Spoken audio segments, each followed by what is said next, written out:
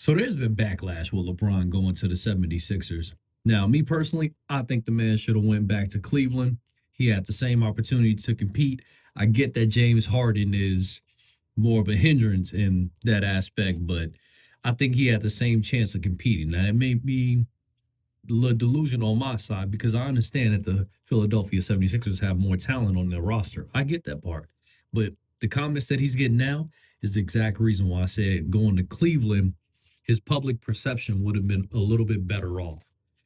And I think that his fit on this team, I think is actually pretty good because what you're going to get is all of these guys falling back into a position where they can really thrive. I don't think with LeBron James and Jalen Brown and Maxi and Joel all being as healthy as possible, I think with they can cover up each other's weaknesses where Jalen Brown isn't that good of a playmaker necessarily. You have Braun to cover for that.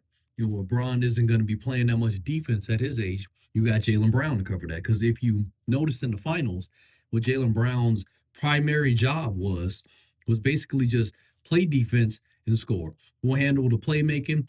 We'll handle the big man. We'll do everything else outside of that. But we just want to capitalize off your strengths, make sure you're doing what you're good at. And that's how they won the finals because he's amazing at just scoring and playing defense. Which is why I'm really excited about what Jalen Brown's going to do in Philly. This may be crazy, but I do think that Jalen Brown is going to be the new Dr. J for Philly. Like he's going to be such a big cultural figure. And I think when it's all said and done, he may be bigger than AI. I'm going to put it out there. I think Jalen Brown and LeBron James will chip up this year. They will get the chip this year. And I think that he's going to take over AI's spot. He's going to be revered as the new Sixers legend. But because I just see it working so well. And with all that talent, if they can mostly stay healthy, they have the defense to guard people like Jalen Brunson. They have the defense to guard people like Cat at the same time. And honestly, with the Knicks, if you cut off the head of the snake with Jalen Brunson, I think you have a really good shot at that.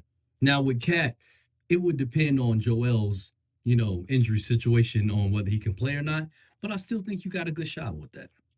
But you know what? We'll see.